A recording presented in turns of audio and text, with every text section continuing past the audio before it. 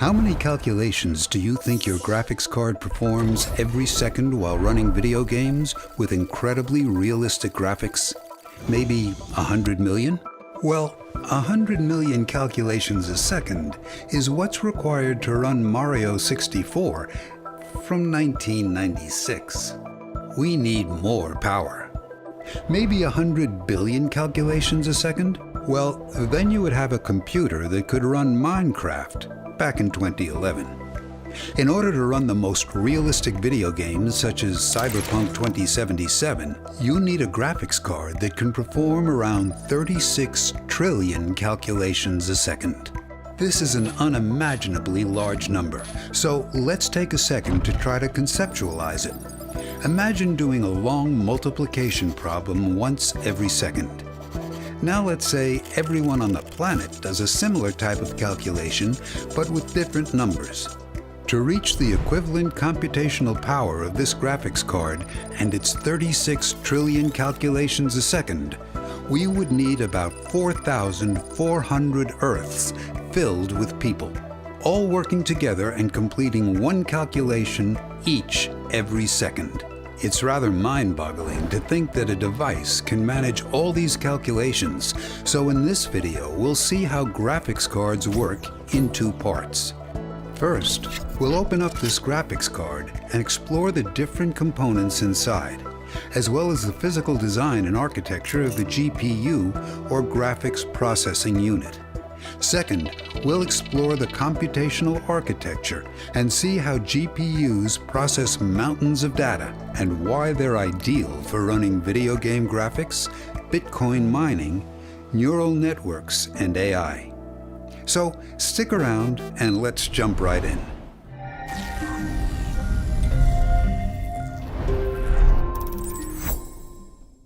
This video is sponsored by Micron, which manufactures the graphics memory inside this graphics card. Before we dive into all the parts of the GPU, let's first understand the differences between GPUs and CPUs. Inside this graphics card, the Graphics Processing Unit, or GPU, has over 10,000 cores. However, when we look at the CPU, or Central Processing Unit, that's mounted to the motherboard, we find an integrated circuit or chip with only 24 cores. So which one is more powerful? 10,000 is a lot more than 24, so you would think the GPU is more powerful. However, it's more complicated than that. A useful analogy is to think of a GPU as a massive cargo ship and a CPU as a jumbo jet airplane. The amount of cargo capacity is the amount of calculations and data that can be processed, and the speed of the ship or airplane is the rate at which how quickly those calculations and data are being processed. Essentially, it's a trade-off between a massive number of calculations that are executed at a slower rate versus a few calculations that can be performed at a much faster rate.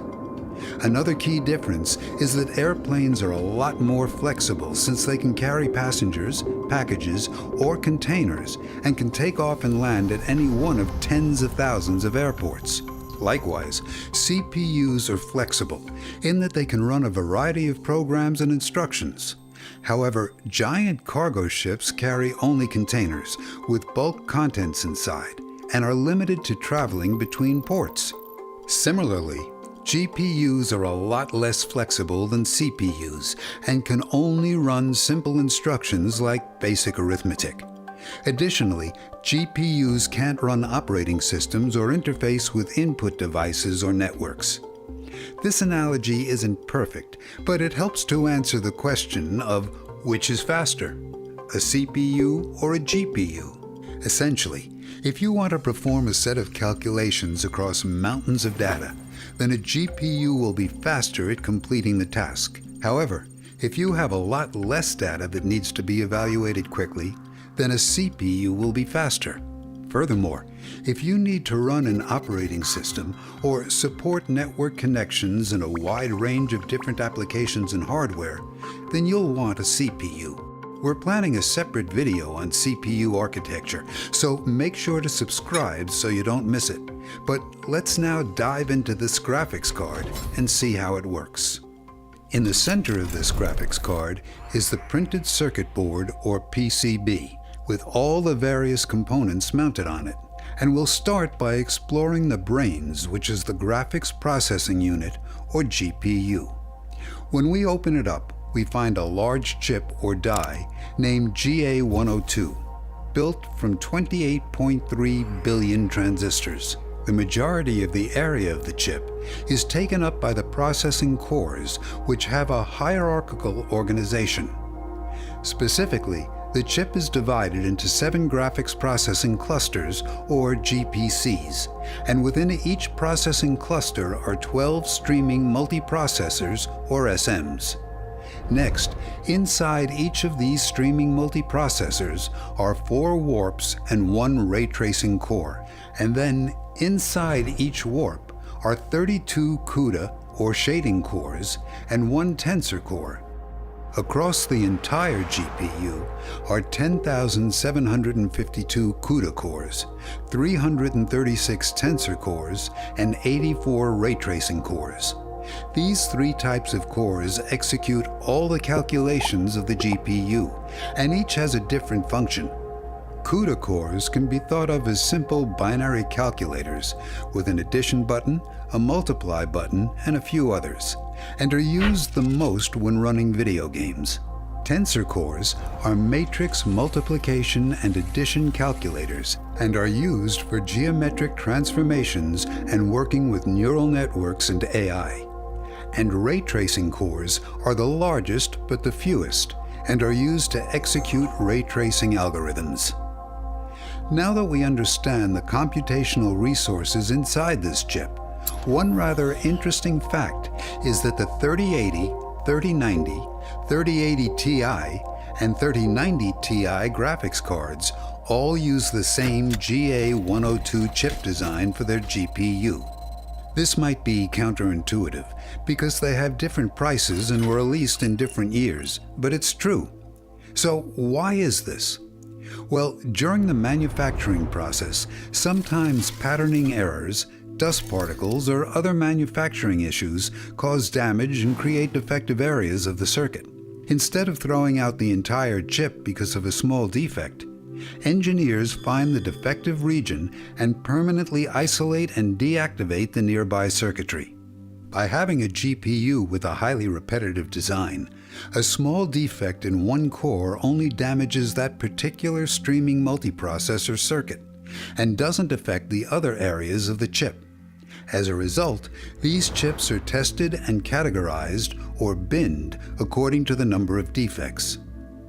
The 3090 Ti graphics card have flawless GA102 chips, with all 10,752 CUDA cores working properly.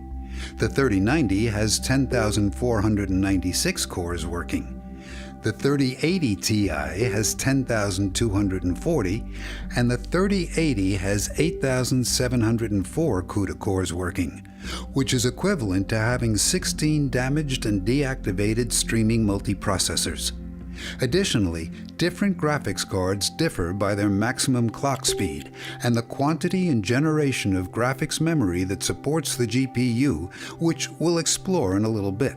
Because we've been focusing on the physical architecture of this GA102 GPU chip, let's zoom into one of these CUDA cores and see what it looks like. Inside this simple calculator is a layout of approximately 410,000 transistors. This section of 50,000 transistors performs the operation of A times B plus C, which is called fused multiply and add, or FMA, and is the most common operation performed by graphics cards. Half of the CUDA cores execute FMA using 32-bit floating point numbers, which is essentially scientific notation, and the other half of the cores use either 32-bit integers or 32-bit floating point numbers. Other sections of this core accommodate negative numbers and perform other simple functions like bit shifting and bit masking, as well as collecting and queuing the incoming instructions and operands, and then accumulating and outputting the results. As a result, this single core is just a simple calculator with a limited number of functions. This calculator completes one multiply and one add operation each clock cycle, and therefore with this 3090 graphics card and its 10,496 cores and 1.7 GHz clock, we get 35.6 trillion calculations a second. However, if you're wondering how the GPU handles more complicated operations like division, square root, and trigonometric functions, well, these calculator operations are performed by the special function units, which are far fewer, as only 4 of them can be found in each streaming multiprocessor. Now that we have an understanding of what's inside a single core, let's zoom out and take a look at the other sections of the GA102 chip. Around the edge, we find 12 graphics memory controllers, the NVLink controllers, and the PCIe interface. On the bottom is a 6 MB Level 2 SRAM memory cache, and here's the GigaThread engine, which manages all the graphics processing clusters and streaming multiprocessors inside. Now that we've explored this GA102 GPU's physical architecture, let's zoom out and take a look at the other parts inside the graphics card. On this side are the various ports for the displays to be plugged into. On the other side is the incoming 12-volt power connector. And then here are the PCIe pins that plug into the motherboard. On the PCB, the majority of the smaller components constitute the voltage regulator module, which takes the incoming 12 volts and converts it to 1.1 volts and supplies hundreds of watts of power to the GPU. Because all this power heats up the GPU, most of the weight of the graphics card is in the form of a heatsink, with 4 heat pipes that carry heat from the GPU and memory chips to the radiator fins, where fans then help to remove the heat. Perhaps some of the most important components, aside from the GPU, are the 24 gigabytes of graphics memory chips, which are technically called GDDR6X SDRAM, and were manufactured by Micron, which is the sponsor of this video. Whenever you start up a video game or wait for a loading screen, the time it takes to load is mostly spent moving all the 3D models of a particular scene or environment from the solid-state drive into these graphics memory chips. As mentioned earlier, the GPU has a small amount of data storage in its 6 MB shared Level 2 cache, which can hold the equivalent of about this much of the video game's environment. Therefore, in order to render a video game, different chunks of scene are continuously being transferred between the graphics memory and the GPU. Because the cores are constantly performing tens of trillions of calculations a second, GPUs are data-hungry machines and need to be continuously fed terabytes upon terabytes of data.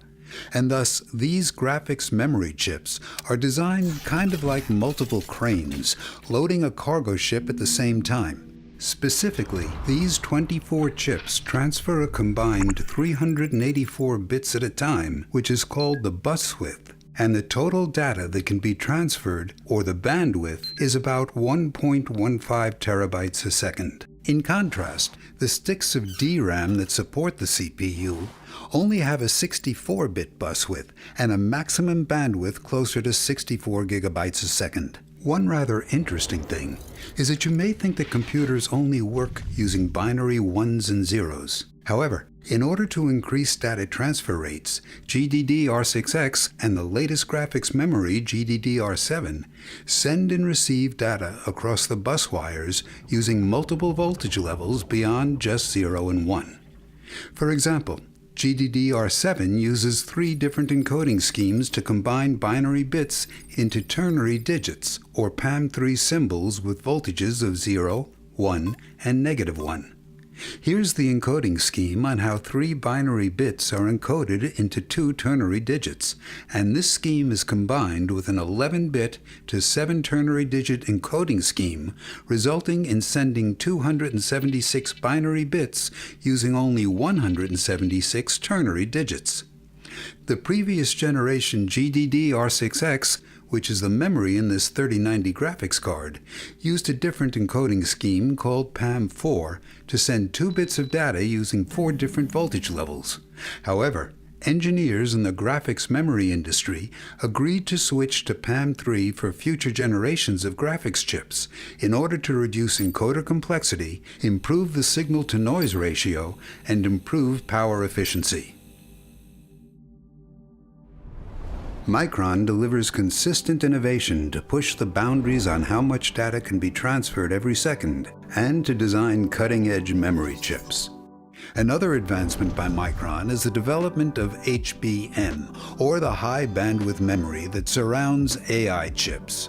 HBM is built from stacks of DRAM memory chips and uses TSVs, or through-silicon vias, to connect the stack into a single chip, essentially forming a cube of AI memory.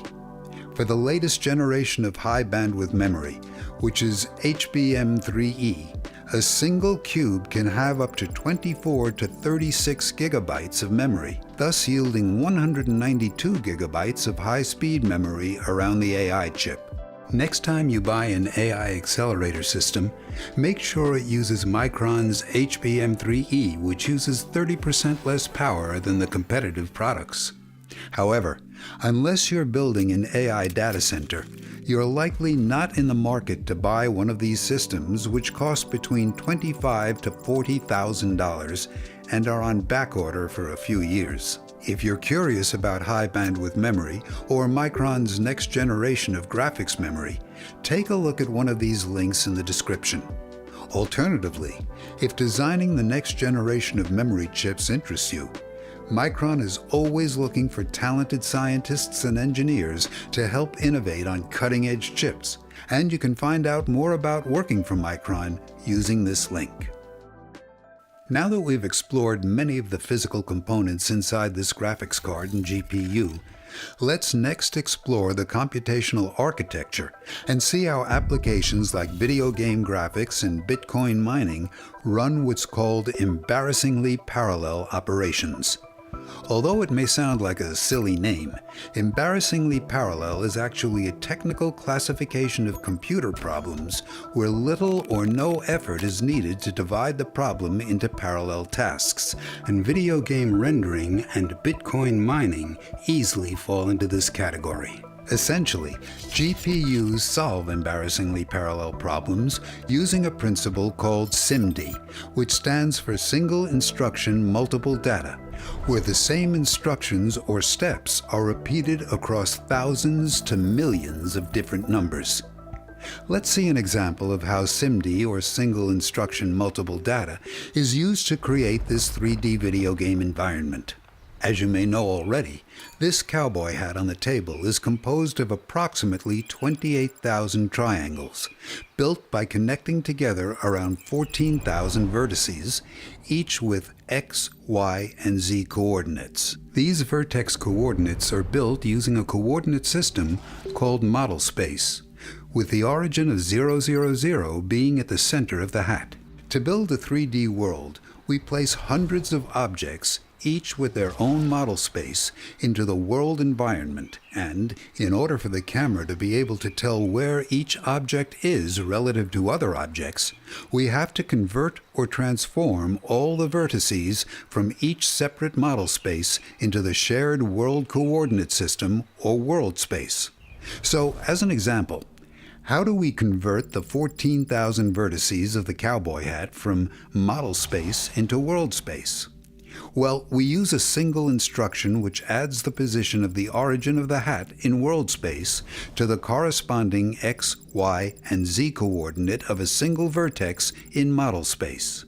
Next, we copy this instruction to multiple data, which is all the remaining X, Y, and Z coordinates of the other thousands of vertices that are used to build the hat. Next, we do the same for the table and the rest of the hundreds of other objects in the scene, each time using the same instructions but with the different object's coordinates in world space, and each object's thousands of vertices in model space. As a result, all the vertices and triangles of all the objects are converted to a common world space coordinate system, and the camera can now determine which objects are in front and which are behind. This example illustrates the power of SIMD, or Single Instruction Multiple Data, and how a single instruction is applied to 5,629 different objects with a total of 8.3 million vertices within the scene, resulting in 25 million addition calculations. The key to SIMD and embarrassingly parallel programs is that every one of these millions of calculations has no dependency on any other calculation, and thus all these calculations can be distributed to the thousands of cores of the GPU and completed in parallel with one another. It's important to note that vertex transformation from model space to world space is just one of the first steps of a rather complicated video game graphics rendering pipeline, and we have a separate video that delves deeper into each of these other steps. Also, we skipped over the transformations for the rotation and scale of each object, but factoring in these values is a similar process that requires additional SIMD calculations. Now that we have a simple understanding of SIMD, let's discuss how this computational architecture matches up with the physical architecture. Essentially, each instruction is completed by a thread, and this thread is matched to a single CUDA core. Threads are bundled into groups of 32 called warps, and the same sequence of instructions is issued to all the threads in a warp. Next, warps are grouped into thread blocks, which are handled by the streaming multiprocessor. And then finally, thread blocks are grouped into grids, which are computed across the overall GPU. All these computations are managed or scheduled by the GigaThread engine, which efficiently maps thread blocks to the available streaming multiprocessors. One important distinction is that within SIMD architecture, all 32 threads in a warp follow the same instructions and are in lockstep with each other, kind of like a phalanx of soldiers moving together. This lockstep execution applied to GPUs up until around 2016. However, newer GPUs follow a SIMT architecture, or Single Instruction Multiple Threads. The difference between SIMD and SIMT is that while both send the same set of instructions to each thread, with SIMT, the individual threads don't need to be in lockstep with each other and can progress at different rates. In technical jargon, each thread is given its own program counter. Additionally, with SIMT, all the threads within a streaming multiprocessor use a shared 128 kilobyte L1 cache, and thus data that's output by one thread can be subsequently used by a separate thread. This improvement from SIMD to SIMT allows for more flexibility when encountering warp divergence via data-dependent conditional branching and easier reconvergence for the threads to reach the barrier synchronization. Essentially, newer architectures of GPUs are more flexible and efficient, especially when encountering branches in code. One additional note is that although you may think that the term warp is derived from warp drives, it actually comes from weaving, and specifically the Jacquard loom.